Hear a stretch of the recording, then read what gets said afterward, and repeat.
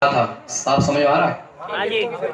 تو میں عرض کر رہا تھا اللہ کے نبی نے جب حضرت علی کو یہ حکم دیا کہ اے علی 40 صحابی لگ گئے ہیں اور 40 صحابہ کرام اس دروازے کو ہلا نہیں پائے، اے علی تم جاؤ۔ اور جب حضرت علی شیر خدا جب پہنچتے ہیں اور پہنچنے کے بعد تاریخ یہ بتاتی ہے کہ حضرت شیر خدا نے ایک بیڑا جس کو بایاں ہاتھ بولتے ہیں خیبر کے دروازے پر مارا اور اکیلا اکھیڑ لیے۔ جب اکھیڑ لیے اور جنگ بھی کر رہے تھے دروازہ ہاتھ میں، جب حضرت علی کے اوپر کوئی بار کرتا تو شیر خدا اس دروازے سے روکتے اور تلوار سے بار کرتے۔ اور تاریخ یہ بتاتی ہے کہ جب جنگ ختم ہوتی ہے تو حضرت علی مرتضی مشکل کشا نے اس دروازے کو جب پھینکا تو 20 بالشت دور جا کے گیا۔ اس سے اندازہ لگائیے کہ شیر خدا کی طاقت کا کیا مقام ہوگا۔ تو جو شیر خدا کے لال ہو ان کا کیا مقام ہوگا۔ اسی لیے کہتے ہیں کہ اگر حسین اعظم اگر نماز ادا نہ کرتے کربلا کے میدان میں تو ایک بھی یزیدی کربلا کے میدان سے واپس نہ جاتا۔ یہاں تک کہ جب حسین اعظم کی تلوار جب میدان کربلا میں چل رہی تھی، مشائخ یہ فرماتے ہیں کہ ابن زیاد پریشان ہو گیا، کولی مایوس ہو گیا، شمر حیران، اے اللہ یہ کیا ہو رہا ہے۔ ایک ہی آدمی تمام لوگوں کی گردنیں کاٹتا چلا جا رہا ہے۔ لیکن بالآخر ایسا ہوتا ہے کہ جب نماز کا ٹائم ہوتا ہے تو حسین اعظم نماز کی حالت میں چلے جاتے ہیں، نماز ادا کرنے چلے جاتے ہیں اور اس حالت میں حضرت حسین شہید ہو جاتے ہیں۔ واقعہ کیا ہے ابھی بتائیں۔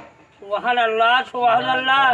تو جس حسین اعظم کے نام پر ہم آج یہاں جمع ہوئے ہیں، یہ حسین کا جو مجمع ہے یہ کوئی عام مجمع نہیں ہے۔ حدیث بخاری کی میں آپ کے سامنے پیش کر رہا ہوں۔ اللہ کے نبی صلی اللہ علیہ وسلم نے فرمایا، مسجد نبوی میں آقا یہ فرما رہے تھے جہاں حضرت ابوبکر صدیق بھی موجود تھے، جہاں حضرت عمر فاروق بھی موجود تھے، جہاں حضرت عثمان ذو النورین بھی موجود تھے اور یہاں شیر خدا بھی موجود تھے۔ اللہ کے نبی نے فرمایا، اے میرے صحابیوں سنو سنو، یہ جلسے وہ ہے، یہ محفل میلاد وہ ہے کہ جب یہ محفل سجتی ہے تو رب کی جانب سے اللہ فرشتہ بھیجتا ہے، یعنی اس محفل میں فرشتے حاضر ہوتے ہیں اور حاضر ہوتے ہیں اور تمام لوگوں کی حاضری کو چڑھاتے ہیں اور رب کی بارگاہ میں پیش کرتے ہیں اور عرض کرتے ہیں، مولا ہم فلاں محفل سے آئے ہیں، فلاں گھر میں محفل ہو رہی تھی، فلاں جگہ محفل ہو رہی تھی، یہاں مولا تیرے فلاں بندہ بیٹھا ہوا تھا، مولا فلاں بندہ بیٹھا ہوا تھا، مولا فلاں بندہ بیٹھا ہوا تھا۔ تو رب یہ فرماتا ہے، اے میرے فرشتوں تم گواہ رہنا، اس محفل میں جتنے بھی لوگ حاضر تھے میں نے سب کی مغفرت فرما دی، سب کی مغفرت فرما دی۔ یہ حسین کا جو مجمع ہے یہ بڑا اور خاص مجمع ہے، عام مجمع نہیں ہے جیسا بھی مولانا بیان کر رہے تھے، عام نہیں ہے بلکہ بہت ہی خاص ہے۔ اور آج ایک پیغام یہ میں دیکھو، جلسے کا مقصد ہوتا ہے اصلاح۔ جو لوگوں میں جو غلط فہمیاں ہیں، آج جو لوگ غلط کاموں میں ملوث ہیں ان کی اصلاح کرنا، صحیح کیا ہے غلط کیا ہے۔ ابھی آپ سنیے گا، یہ تقریر نہیں چلی ہے تو تمہید ہے، ابھی تقریر آپ کو سننا ہے نا، غور سے سنیے گا بس۔ تو بتانے کا مقصد یہ ہے کہ حسین اعظم رضی اللہ تعالی عنہ کے تعلق سے ابھی میں نے کہا تھا کہ کس حالت میں شہید ہوئے تھے، بتائیے کس حالت میں شہید ہوئے تھے۔ نماز کی حالت میں شہید ہوئے، پکا ہے نا، یقیناً۔ تو آپ یہ بتاؤ کہ جب حسین اعظم میدان کربلا میں اتنے مجمع میں جب دیکھ رہے ہیں کہ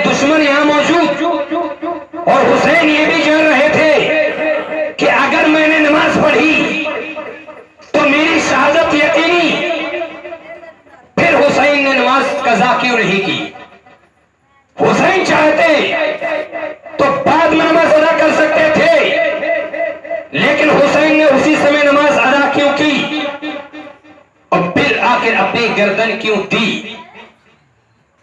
इसका मतलब यह है कि हुसैन जान रहे थे कि अगर आज मैंने अगर नमाज छोड़ दी तो आने वाली जो नाना की जो उम्मत होगी, जो आने वाली जो पीढ़ियां होंगी, उन्हें क्या सबक मिलेगा, उन्हें क्या दर्श मिलेगा कि अल्लाह का नबी जो सारी कायनात का मालिक व मुख्तार हो और उसका नवासा जब मैदान करबला में जब दुश्मनों को देखता है तो नमाज छोड़ देता है, नमाज कज़ा हो जाती है।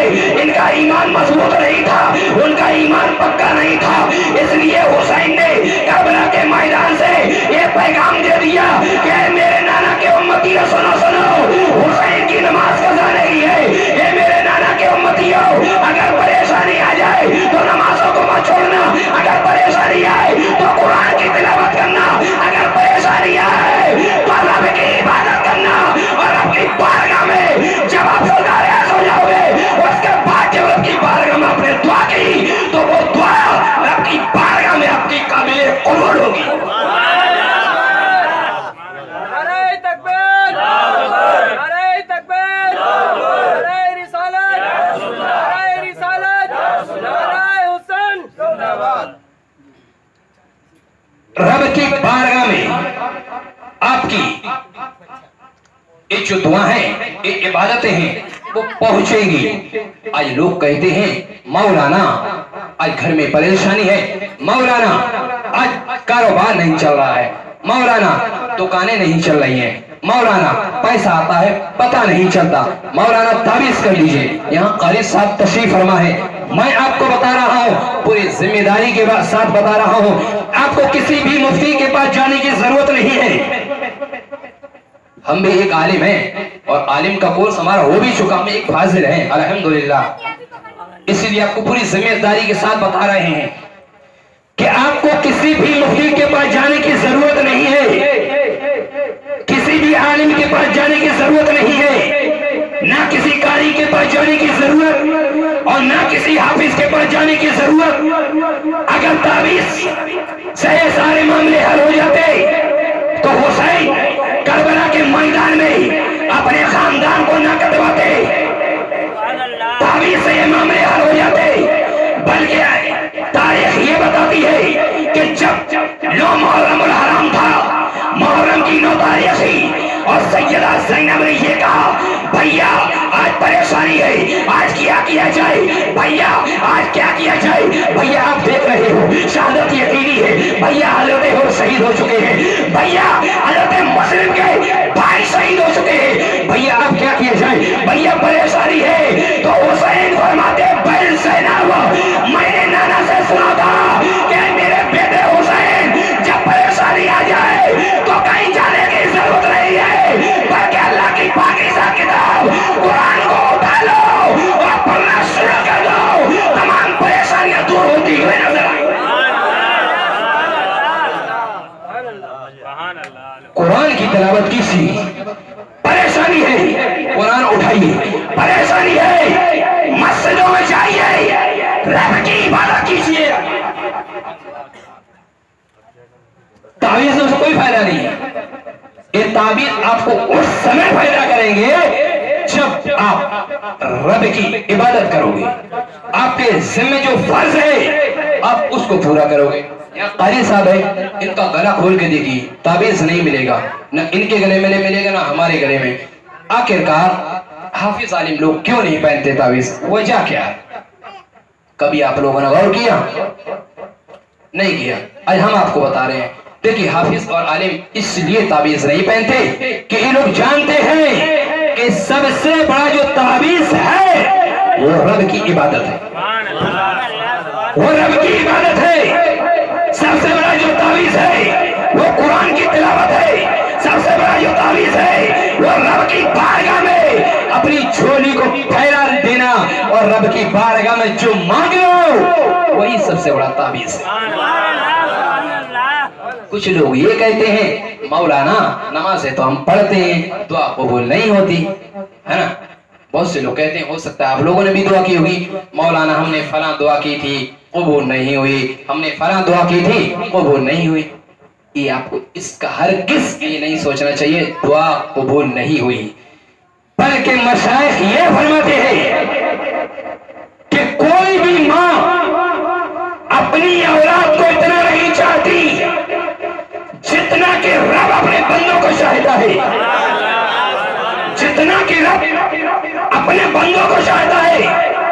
تو سوچنے کا مقام ہے کہ اولاد کی خاطر ماں باپ جان دینے کے لیے تیار ہے، تو جو ماں باپ سے زیادہ چاہتا ہو وہ رب اپنے بندوں پر کتنا مہربان ہوگا، کتنا مہربان۔ کوئی کسی کی دعا بھی رد نہیں ہوتی، بلکہ رب کی بارگاہ میں آپ کا ایک تحفہ پہنچ جاتا ہے۔ اور ایک کیسے قبول ہوتی ہے میں آپ کو بتا رہا ہوں۔ آپ نے دعا کی، اللہ ہمارے یہاں کوئی اولاد نہیں ہو رہی ہے، پروردگار عالم اولاد عطا فرما۔ آپ نماز پڑھ رہے ہیں، دعا کی، آپ کی دعا قبول نہیں ہوئی۔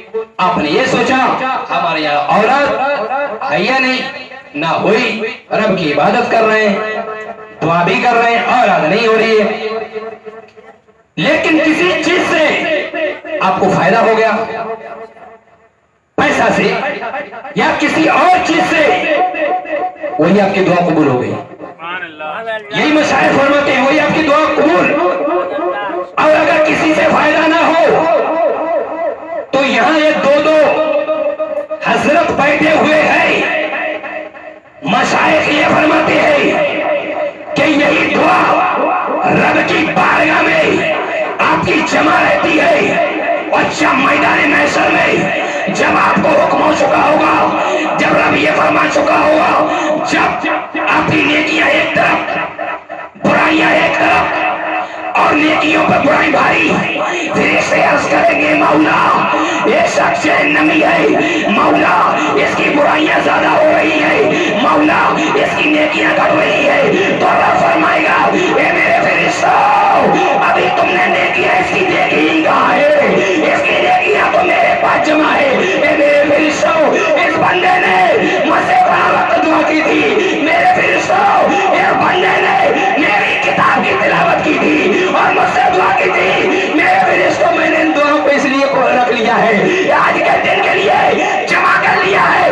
میرے فرشتوں ان دعا کو اٹھاؤ اور نیکی کے پلے میں ڈال دو۔ فرشتوں دعا کو لے جاتے ہیں اور جب پلے میں ڈالتے ہیں تو فوراً نیکی کا پلہ بھاری، برائی کا پلہ اٹھ جاتا ہے۔ تو کبھی مایوس نہ ہویا کریں، آپ یہ نہ سمجھا کریں کہ آپ کی دعا قبول نہیں، دعا سب کی قبول ہوتی ہے۔ یہ بات اور ہے کسی کی جلدی ہو جاتی ہے، کسی کی لیٹ ہوتی ہے نا، رب سے مایوس نہ ہو کریں۔ اللہ بہت بڑا غفور رحیم ہے، رب اپنے بندوں پر بے شمار فضل فرماتا ہے، بے شمار کرم فرماتا ہے۔ اور آقا کریم صلی اللہ علیہ وسلم یہ بھی اپنی امت کے لیے رحمت بن کے تشریف لائے، جیسا کہ قرآن یہ کہتا ہے کہ وَمَا أَرْسَلْنَاكَ إِلَّا رَحْمَةً لِلْعَالَمِينَ، یعنی اے محبوب ہم نے آپ کو ساری کائنات کے لیے رحمت بنا کر بھیجا ہے۔ جو نبی رحیم ہو، جو نبی کریم ہو، جو رحمت للعالمین ہو، ان کا نواسا کب چاہے گا کہ اسلام پہ کوئی یزیدی آنکھ اٹھا کے دیکھ سکے؟ ان کا نواسا یہ کب برداشت کر سکتا ہے کہ یزیدی اسلام کو چیلنج کر سکے؟ ان کا نواسا یہ کب برداشت کر سکتا ہے کہ یزیدی اسلام کا مقابلہ کر سکے؟ اسی لیے حسین اسلام کے لیے کھڑے ہوئے تھے، اور جس حسین کی یہاں محفل آپ سجائے ہوئے ہو، اس حسین نے اسلام کے لیے سب کچھ قربان کیا ہے، امت مسلمین کے لیے اپنا خاندان تک کٹوایا ہے، لیکن اسلام کو بدنام ہونے نہیں دیا۔ تو میری بھائیوں، نوجوان ساتھیوں، میری ماں اور بہنوں، आप लोग जहां हैं वहां सुनिए, और जहां तक आवाज जा रही है वो भी सुनिए, घर से सुनिए कि अगर आपने हुसैन से मोहब्बत की है तो आपको नमाजों की पाबंदी करना होगा, गर्मी के महीने में रोजे रखना होगा, रब ने माल दिया है तो भी हज करना होगा। आज कुछ लोग कहते हैं हुसैन का दामन, दूसरा कहता है नहीं छोड़ेंगे, एक कहता है हुसैन का दामन नहीं छोड़ेंगे, तो दूसरा कहता है गौसे आजम का दामन, तो तीसरा कहता है नहीं छोड़ेंगे। मैं आपसे पूछना ये चाहता हूं, क्या हुसैन का दामन आपने पकड़ा? क्या सरकार गरीब नवाज का दामन आपने पकड़ा? क्या पीर गौसे आजम का दामन आपने पकड़ा? ना तो हुसैन का दामन आपने पकड़ा है, ना पीर का दामन आपने पकड़ा है, और ना हज़रत ख्वाजा मुईनुद्दीन का दामन आपने पकड़ा है। आज कश्मीर की वादियों में आज जो कोहराम मचा हुआ है, आज हर जगह मुसलमान जो परेशान है, मायूस है, गमगीन है, रंजीदा है, वजह क्या है? वजह ये है कि जो कुरान ने आज से 1450 साल पहले जो पैगाम दिया था, आज मुसलमानों ने उसको पसे पोस डाल दिया है, उसको छोड़ दिया है। वरना हज़रत अली ये फरमाते हैं, अगर कोई भी मुसलमान अगर इस्लाम को फॉलो करे, इस्लाम की बातें माने, कुरान ने जो पैगाम दिया है अगर उसको अपना ले, तो दुनिया में कोई भी ऐसी ताकत नहीं है जो मुसलमानों को टच कर सके। कोई भी ऐसी ताकत नहीं है।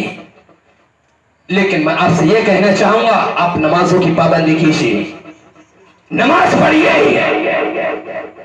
जब आप नमाज पढ़ोगे और जब आप ये कहोगे हुसैन का दामन नहीं छोड़ेंगे, उस समय हम ये कहेंगे आप आशिक हुसैन हो। अगर आपने नमाजें नहीं पढ़ी है, अगर आप रोजे नहीं रखते हो, तो आज से यहाँ याद करके जाओ, आज के बाद कभी ये मत कहना हुसैन के आशिक है। हुसैन के आशिक ऐसे नहीं होते, हुसैन के आशिक तो वो होते हैं जो मैदान करबला जैसी तारीख हो।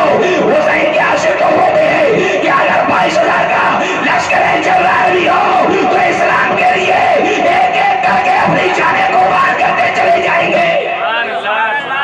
होते हुसैन के आशिक कि जिस वक्त मैदान करबला से जब कुछ दूरी रह गई थी और हुसैन को पूरा यकीन था कि अब शहादत यकीनी है, हुसैन ने जान लिया कि अब हुसैन को शहीद होना है, और हुसैन ने ये भी पहचान लिया, हुसैन को ये भी यकीन था कि अगर अब शहादत यकीनी अब मैदान करबला में पहुंचना होगा, तो हुसैन ने अपने खानदान से कहा, हुसैन खानदान से फरमाते, ए मेरे मानने वालों, ए मेरे नाना के घर में पढ़ने वालों, हुसैन तुम्हें कुछ कहना चाहता है, और कहना ये चाहता है, आज देख रहे हो यहाँ दिवीना चल रहा है, आज चिराग चल रहा है, मेरे मानने वालों मामला ये है, यजीदियों ने चारों तरफ से घेर लिया है, यजीदियों ने चारों तरफ से घेर लिया है, और अब शहादत यकीनी है। ए मेरे मानने वालों, मैं तुम्हें पैगाम देना चाहता हूँ,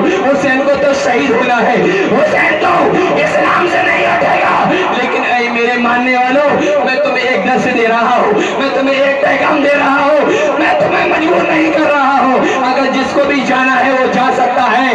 अगर आपको इस रोशनी में जाने में शर्म लग रही है तो हुसैन चिराग बुझा देता है, हुसैन चिराग बुझा देता है। तारीख बताती है कि हुसैन ने चिराग बुझवा दिया और लश्कर को हुक्म दे दिया कि जिसको जाना है वो जाए, अंधेरे में कोई नहीं देखेगा कि कौन गया है, कौन गया है। लेकिन तारीख बताती है वारे आशिक हुसैन, वारे हज़रत हुर, वारे हज़रत ज़ैनुल आबिदीन, वारे हज़रत अली अकबर, वारे कासिम। तारीख बताती है जब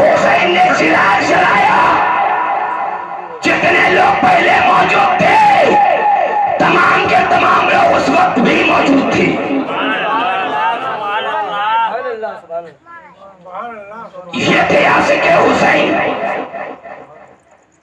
جنہیں جان جانے کا خوف نہیں ہو، جو ڈرتے نہیں ہے، وہ جانتے تھے کہ شہادت میں جو مزہ ہے وہ کسی اور چیز میں نہیں۔ مشائخ یہ فرماتے کہ دو صحابی رسول رب کی بارگاہ میں شہید ہوئے، اللہ کی راہ میں شہید، اور دونوں پروردگار کی بارگاہ میں جب پہنچتے ہیں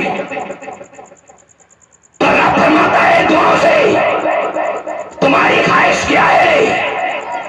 تمہاری خواہش پوری کی جائے گی۔ وہ صحابی کہتے ہیں رب اگر خواہش پوری کرنا ہے تو دوبارہ دنیا میں بھیج دے، دوبارہ دنیا میں بھیج۔ رب فرماتا ہے کیا ہوا؟ تمہیں معلوم نہیں، ابھی تم شہید ہوئے ہو، لیکن صحابی عرض کرتے ہیں رب تیری بارگاہ میں شہید ہونے میں جو مزہ ہے وہ کسی اور چیز میں نہیں ہے۔ رب کی بارگاہ میں جو شہید ہونے میں جو مزہ ہے وہ کسی اور چیز میں نہیں۔ اسی لیے حسین کا خاندان جانتا تھا کہ رب کی بارگاہ میں شہید کا کیا مقام و کیا مرتبہ ہوتا ہے۔ آج آپ عاشق حسین ہو، یہ تو آپ لوگوں کے لیے تھا۔